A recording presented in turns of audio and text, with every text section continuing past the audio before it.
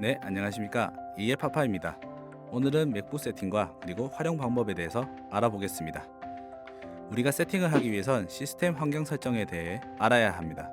왜냐하면 여기에는 모든 세팅을 할 수 있는 곳이기 때문에 시스템 환경 설정을 열어보겠습니다.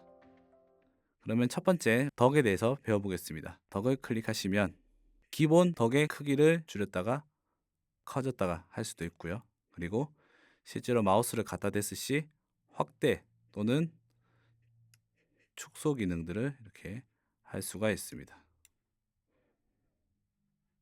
그리고 화면에서의 위치, 데스크탑 화면에서의 왼쪽 또는 오른쪽 하단으로 움직일 수가 있는데, 특히 모니터를 확장하셨다면 확장한 끝부분에 위치가 됩니다.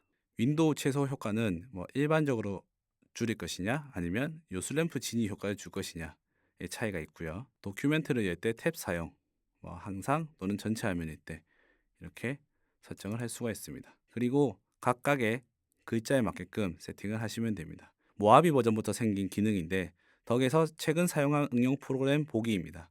여기를 체크하시면 하단부에 있는 즐겨찾기의 앱들과 그리고 쓰레기통에 있는 탭들 간의 사이에 공간이 하나 생기게 되는데, 여기가 최근에 사용했던 앱들은 반드시 여기에 실행이 되어 있다는 표시가 되어 있습니다. 그래서 체크를 해제하시면 화면에 나타나지 않습니다. 하지만 체크가 있으면 이렇게 분류가 됩니다. 그리고 여기 열려있는 응용 프로그램에 대한 표시는 반드시 해주시기 바랍니다.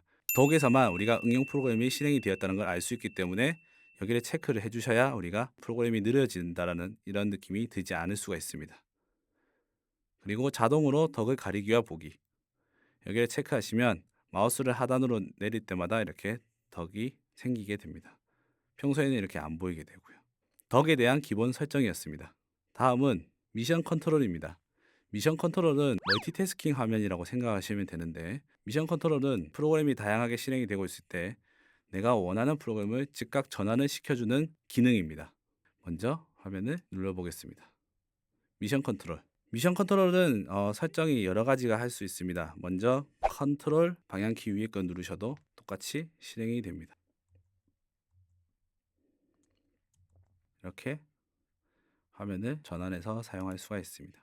또는 기능 키를 활용하셨다면 F3 키를 눌러도 똑같이 미션 컨트롤이 작동이 됩니다. 또는 마우스 설정에 따라서 유선 마이티 마우스나 또는 저 같은 경우에는 로지텍의 또 다른 키를 설정했다면 이렇게 버튼에 따라서 미션 컨트롤을 설정할 수가 있습니다. 자, 이 중에서 우리가 눈여겨봐야 될 설정은 외부 화면, 확장 화면을 사용했을 경우입니다. 확장 화면의 경우 상단의 메뉴바가 항상 떠 있습니다. 확장 화면에는 깨끗하게 클린하게 보고 싶으시다면 각각의 스페이스가 있는 디스플레이를 체크를 하신 뒤에 로그아웃을 반드시 하셔서 다시 로그인을 하시면 확장 화면에는 메뉴바가 나타나지 않습니다. 이 멀티태스킹 화면이 되어 있는 상태에서 마우스를 상단 위로 올리시면 데스크탑 1이라는 게 생깁니다. 그 우측으로 쭉 보시면 플러스가 생기는데 화면을 여러 개 더 추가로 할 수가 있습니다.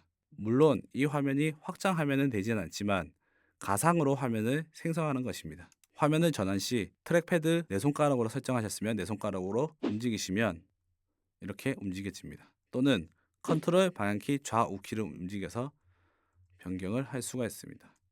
이럴 때는 다양한 작업을 하실 때는 이렇게 화면을 여러 개로 띄우는 것보다 각각의 화면의 프로그램들을 실행하셔서 사용하시는 것 또한 편리한 방법 중 하나입니다. 프로그램 넣는 방법은 간단합니다. 드래그해서 넣고, 드래그해서 넣고. 간단하죠? 이렇게 전환을 쉽게 빨리 할 수 있습니다. 확장 화면이 없어도 마치 확장 화면이 있는 것처럼 사용할 수 있고, 그리고 빠른 전환, 여러 개 창을 쉽게 볼 수 있는 기능 중 하나입니다.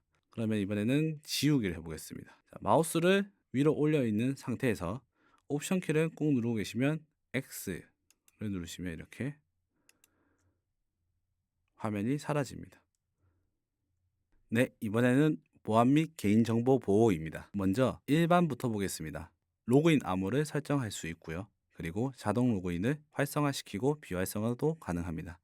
하지만 자동 로그인 비활성화를 선택할 경우 터치 아이디를 사용할 수 있고요. 만약에 활성화를 시킬 경우에는 터치 아이디를 사용할 수가 없습니다. 이 기능은 아이폰도 동일하다고 생각하시면 됩니다.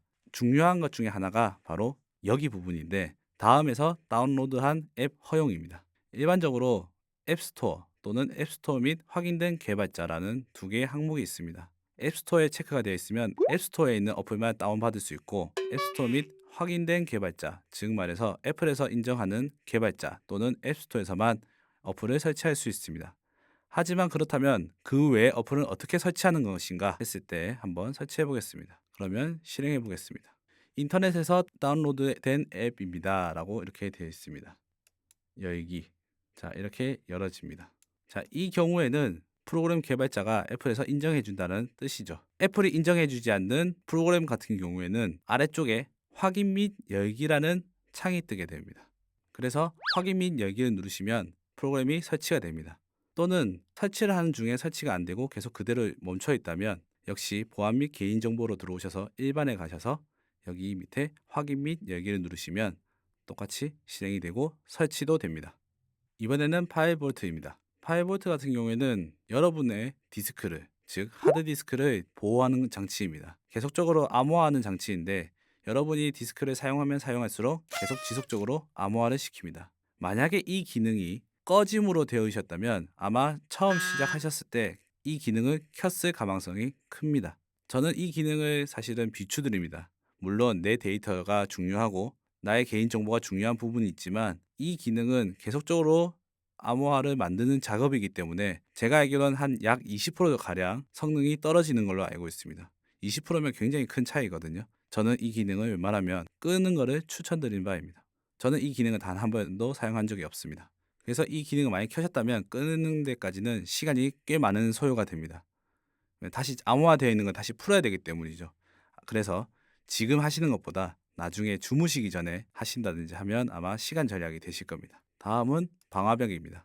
방화벽 또한 저도 큰 의미가 없어서 끈 상태입니다. 마지막으로 개인정보 보호입니다. 개인정보 보호는 여러분들이 많이 사용하지는 않습니다. 하지만 특수하게 사용하는 경우가 있는데 개인정보 보호 안에 손쉬운 사용, 프로그램들이 시스템을 건들 때 이 기능에 반드시 체크를 해주셔야 설정을 또는 프로그램 실행이 가능합니다. 만약에 여기에 체크가 안 되어 있다면 프로그램의 일부 기능 제한이 있을 수 있습니다. 그래서 반드시 사용하시는 프로그램이 있다면 체크를 꼭 해주시길 바랍니다. 이번에는 메뉴바입니다. 메뉴바, 제 메뉴바를 보시면 여러 가지의 기능들이 있습니다. 실제적으로 사용했을 때 이렇게 아이콘들을 보였을 때 리소스를 좀 많이 잡아먹기도 합니다. 하지만 이 메뉴바도 역시 보이게 안 보이게 가능합니다. 먼저 블루투스 표시를 한번 지워 보겠습니다. 블루투스에 들어가셔서 메뉴 막대에서 블루투스 보기를 체크를 해제하시면 안 보이게 됩니다. 그래서 이렇게 각각의 어플별로 설정값을 줄 수가 있습니다. 하지만 때로는 안 되는 경우도 있으니 유의하시기 바랍니다. 그래서 필요한 것만 사용하시는 거 권장드린 바입니다. 자, 이번에는 사용자 및 그룹입니다. 사용자 및 그룹은 여러분들이 기본적으로 관리자를 할 것이냐 방문 사용자를 할 것이냐 이런 설정들입니다. 로그인 옵션에 또는 끔 이렇게 설정을 할 수가 있습니다. 그래서 만약에 나 이외에 다른 사람들도 맥을 써야 된다면 이렇게 추가로 다른 사용자를 하시는 것도 좋습니다. 여러 번 말씀드렸지만 맥은 개인적으로 맞춰져 있기 때문에 개별 사용자를 사용하는 걸 추천드린 바입니다. 이번에는 휴지통 사용 방법입니다. 맥에서는 바로 지워지는 개념이 없습니다. 반드시 휴지통을 거치게 되면서 지워지는데 어떤 파일이든 휴지통에 무조건 거치게 됩니다. 외장 하드에서 지우든 또는 일반 컴퓨터에서 지우든 똑같이 휴지통을 거치게 되는데 이 경우 반드시 휴지통을 비우기를 누르셔야지 용량도 줄어든다는 점 명심하시길 바랍니다. 오늘의 영상이 마음에 드셨나요? 영상이 마음에 드셨다면 구독과 좋아요도 부탁드리겠습니다.